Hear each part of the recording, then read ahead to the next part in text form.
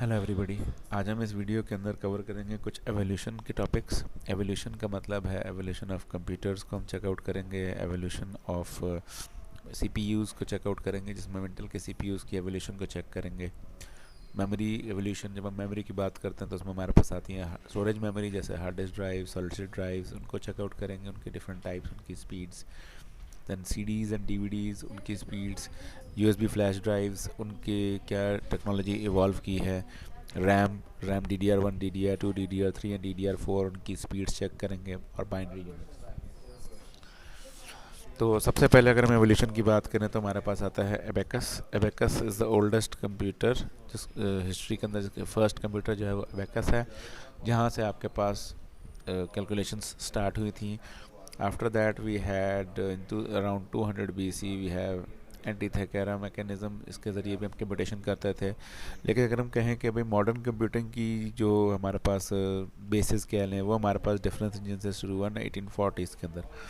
ठीक है, 1840s में डिफरेंस इंजन आया। उसके बाद फिर वॉर टाइम के अंदर जो है वो एनालॉग कंप्यूटर्स आपके पास जो है वो आए इसमें अर्ली 1940s में।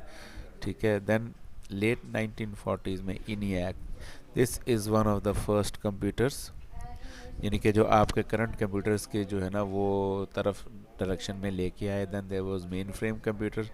Main frame computers were large computers, very very large computers, जैसे आपके पूरे पूरे हॉल्स कवर होते थे, पूरे पूरे फ्लोर्स कवर होते थे। फिर उसका श्रिंक डाउन वर्जन जो था उसको हम कहते थे मिनी कंप्यूटर्स। मिनी कंप्यूटर्स भी एक कमरे के बराबर हो जाते थे, बन के larger in size, very huge in size.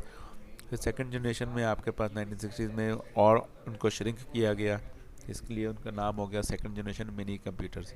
Mini computer से फिर आपके पास आए फर्स्ट जनरेशन माइक्रो कंप्यूटर, यानी कि जो हमारे डेस्कटॉप कंप्यूटर है उनको माइक्रो कंप्यूटर के ज़रिए वो एवोल्यूशन होते हुए first generation micro computer, second generation micro computers, third generation micro computers. जैसे कि आप देख रहे हैं कि शेप आपकी जो है वो डेस्कटॉप कंप्यूटर से मिलती जुलती होती जा रही है। फिर अर्ली 1980s के अंदर your first generation PC, personal computer, 80s के अंदर। मिड 80s में there was fourth generation micro computers.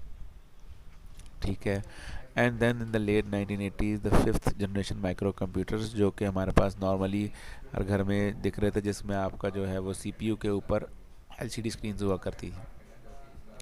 In the 1990s second generation PCs जिसे हम कहते हैं, वो हमारे पास घरों में आमतौर पे फंक्शन हमारे पर्सनल कंप्यूटर्स हैं, उनका जिक्र हो रहा है। और अगर हम बात करें इवॉल्व होते होते पर प्रेजेंट डे के ऊपर, तो हमारे पास लैपटॉप्स हैं, टैबलेट्स हैं, एंड्रॉयड्स हैं, ये सब हमारे जो हैं वो इवोल्यूशन करते करते हम यहाँ तक पहुँचे हैं।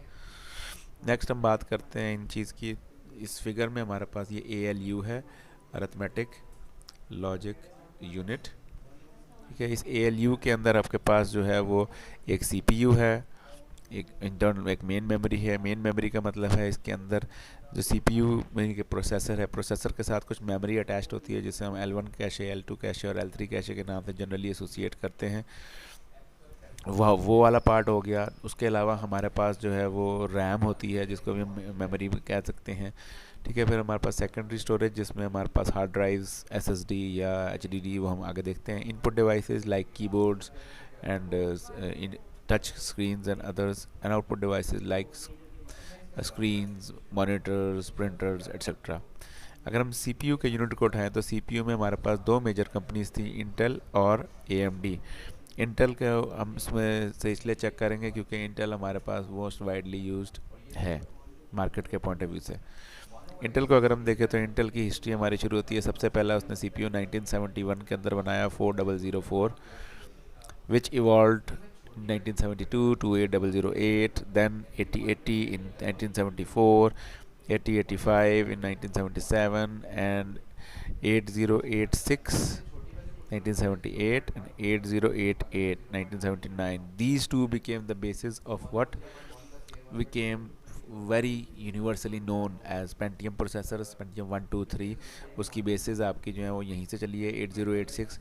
इसीलिए जब आप विंडोज़ इंस्टॉल होता है तो आपके दो किस्म की विंडोज़ होती हैं, x86 और x64। x86 का मतलब कि वो इस आर्किटेक्चर के ऊपर बेस है, 8086 आर्किटेक्चर के ऊपर बेस है, which was a 32-बिट architecture.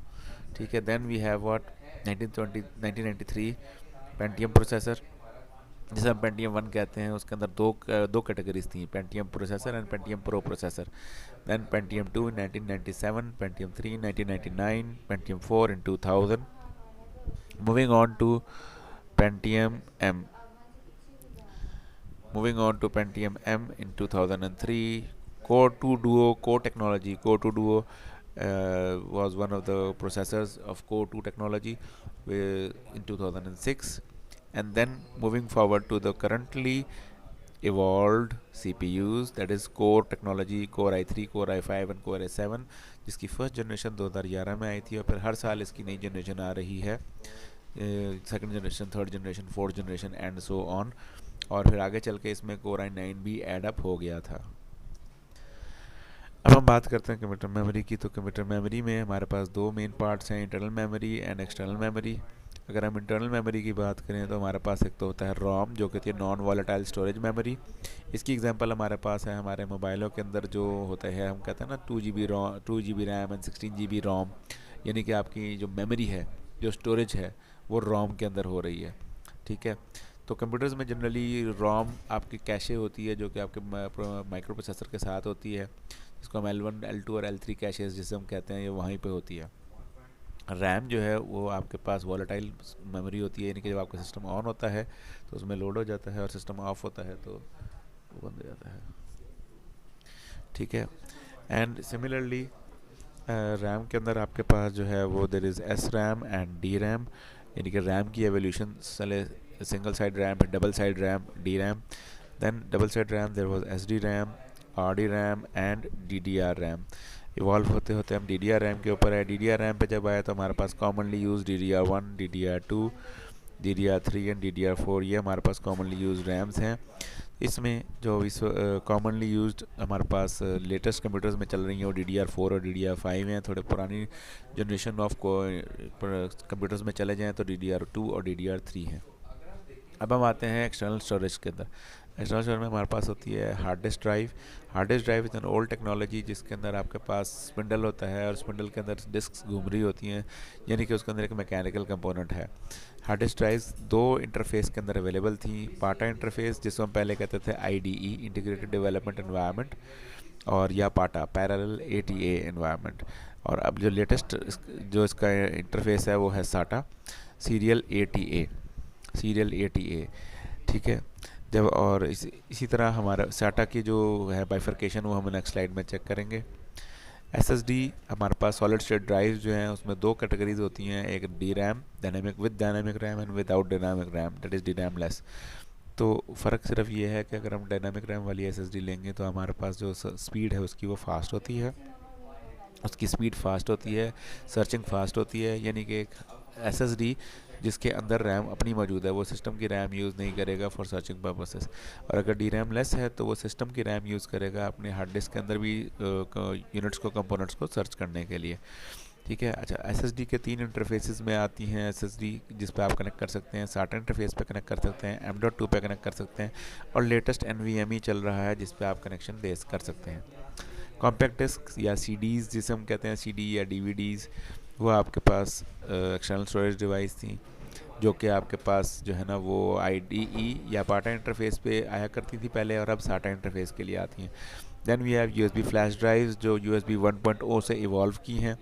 USB 1.0 से इवॉल्व करते हुए 2.0 और 3.0 एंड अबव। ये आपके क्या फ़र्क पड़ रहा है, इससे इन स्टैंडर्ड से आपकी स्पीड्स पे फ़र्क पड़ रहा है कि आपकी स्पीड्स की इंटरफेस की स्पीड ज़्यादा हो रही है। अगर हम हार्ड डिस्क के पॉइंट ऑफ व्यू से बात करें तो हार्ड डिस्क हमारे पास जो है वो अगर IDE और पाटा के ऊपर है तो उसकी जो मैक्सिमम स्पीड अचीव्ड अटेनेबल है वो आपके पास क्या है, 100 Mbps, यानी कि आपके पास जो मैक्सिमम स्पीड है वो 100 मेगाबिट पर सेकंड है। ठीक है, उसके बाद आपके पास साटा है। साटा जो है वो आपके पास जब इवॉल्व हुआ IDE से साटा पे जब आप आए तो साटा में सबसे पहले आई थी साटा 1, जो कि आपको 150 मेगाबिट पर सेकंड की स्पीड दे रही थी, which was faster than the IDE और पाटा। द नेक्स्ट वाज साटा 2, जो कि आपको 300 मेगाबिट पर सेकंड तक स्पीड दे रही थी। एंड जो इंटरफेस आखिरी चल रहा है साटा का वो है साटा 3, जो 600 मेगाबिट पर सेकंड तक आपको स्पीड्स दे रही है। ठीक है।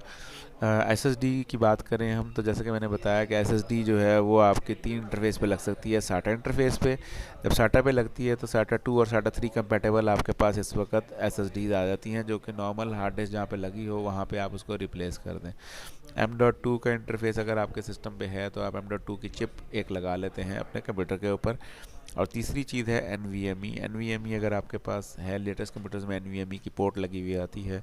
उसमें अगर आप हार्ड डिस्क लगाते हैं SSD, जो कि एक बिल्कुल रैम की तरह होती है, उसमें कोई मैकेनिकल कंपोनेंट नहीं है, तो वो आपको जो है ना starting from 1500 MBPS going up to 3000 MBPS and beyond तक आपको दे सकती है, डिपेंडिंग ऑन मल्टीपल फैक्टर्स।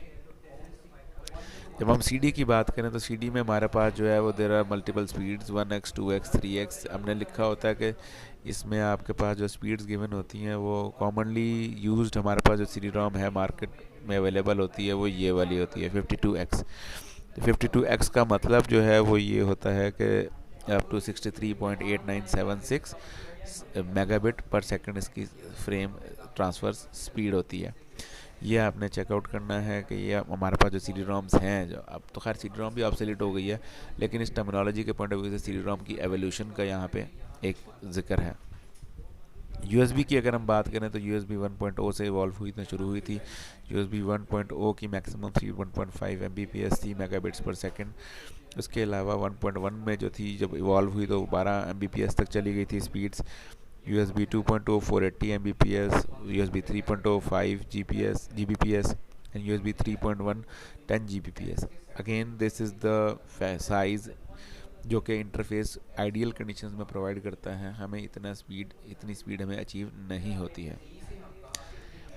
अब हम बात करते हैं रैम की। रैम में हमारे पास जो है वो DDRs हैं, मल्टीपल DDR1 की अगर हम बात करें तो ये हमारे पास DDR1 है।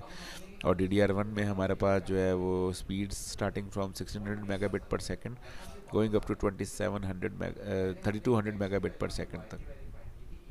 देन देयर वाज DDR2 में हमें स्पीड्स मिल starting from 3200 megabit per second to up going up to 8000 megabit per second. ये हमारे पास स्पीड्स थी, मेमोरी की स्पीड्स, रैम की स्पीड्स।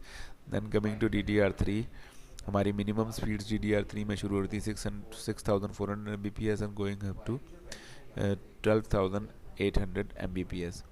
और DDR4 के अंदर हमारे पास जो मिनिमम स्पीड्स अवेलेबल हैं वो 19200 Mbps से स्टार्ट थी, गोइंग अप टू 35200 Mbps।